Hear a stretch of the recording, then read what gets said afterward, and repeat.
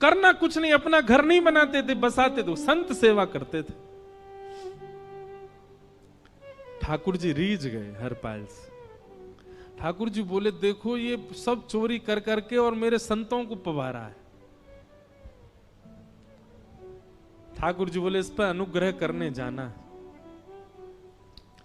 भगवान तैयार होने के लिए गए और बढ़िया महाराज नकली सी मूछ लगा करके, ऊपर सिर पर पाग पहन करके और थोड़ा पेट सा बाहर निकाल के, गले में खूब सारी जंजीर डाल के, सोने की जूतियां डाल करके, कौंधनी सोने की पहन करके, और एक बैंत समझते, वृद्ध लोग लेकर के चलते, बैंत, सोने का मड़ा हुआ बैंत लेकर के ठाकुर जी तैयार हो गए, एक सेठ जी बन गए।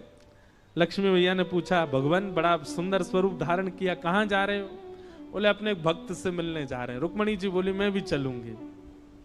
भगवान बोले, तुम मत चलो, तुम उसको पहचान नहीं पाओगे, तुमसे अपराध बनी जाएगा। बोले, नहीं नहीं, भक्त दर्शन करने मैं तो जाऊंगी।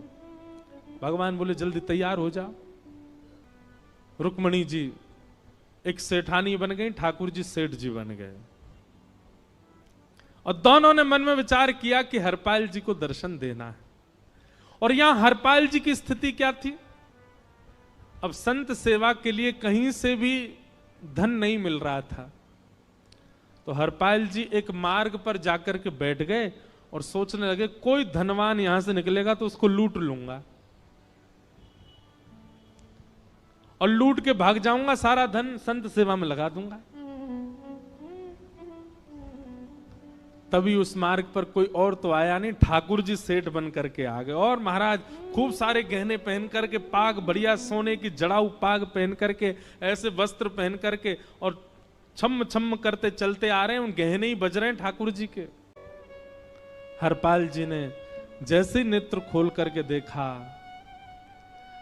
ठाकुर जी के रूप यौवन और सबरी उनके श्रृंगार को देख करके हरपाल जी बोले, ये तो एक आध साल के भंडारे की व्यवस्था आ रही है सामने से।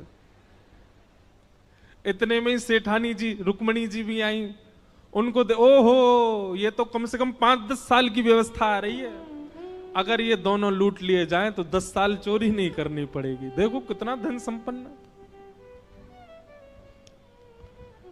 हरपाल जी के बगल में जैसे ही ठाकुर जी पहुंचे, हरपाल जी बोले, भैया जय श्री कृष्ण, प्रणाम। ठाकुर जी तो नाराज हो गए, क्या भगवान का नाम बोलता है सुबह सुबह?